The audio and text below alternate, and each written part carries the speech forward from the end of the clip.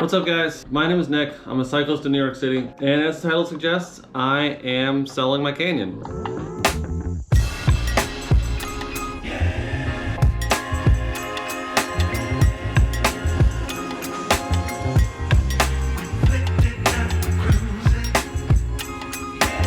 But I want to preface this and save you a couple minutes. I'm not selling it because it's a bad bike, so I don't want to give you the wrong impression. I really enjoyed my Canyon. And my Canyon, this one by the way, is a Grail 2024 model CF SL7. I got it on sale for about $2,500 on the Canyon website.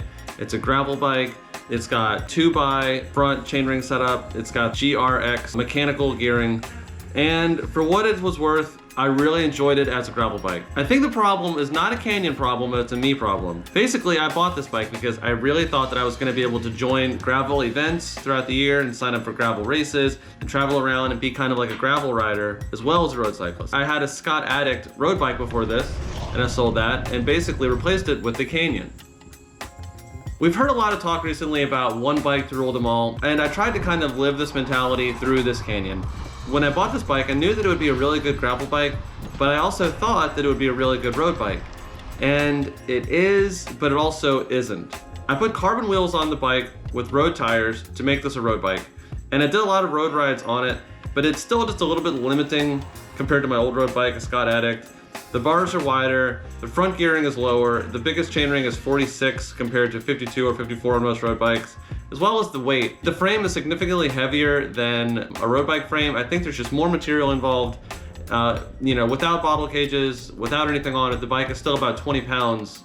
So I'm selling it because I'm gonna get a road bike again. I live in New York City, and as much as I wanna ride gravel, it doesn't make the most sense for me to go upstate every weekend to get a good ride in, when in reality, I can just ride around New York and ride out of New York City on roads with the other roadies and basically enjoy my time on a bike that way. Some of the things I really did like about the Canyon was the fact that it did work as an all-rounder. I mean, I went on gravel rides with this and I went on road rides with this. So if you wanna have a good bike that does both, something like a Grail or another all-rounder bike is definitely a good option. But if you want to have a dedicated bike for each discipline, I really think that's a better choice. If you want to have a road bike for road riding and a gravel bike for gravel riding, I think a better idea is to sort of allocate your budget as to what sort of riding you do the most. It doesn't make sense for me to put 80% of my budget into a discipline that I'm not really going to have time to do, when I could put 70% of it into road and 30% of it into gravel to get a less expensive gravel bike that is still fully capable in that environment. So I'm going to be selling the Canyon. I'm going to be selling it later today. And I'm not disappointed with how it performed at all. I'm not unhappy with my decision to buy it. I just think that for what I need, it didn't really make the most sense. This isn't even really Canyon's fault. The bike was never marketed as an all-rounder bike.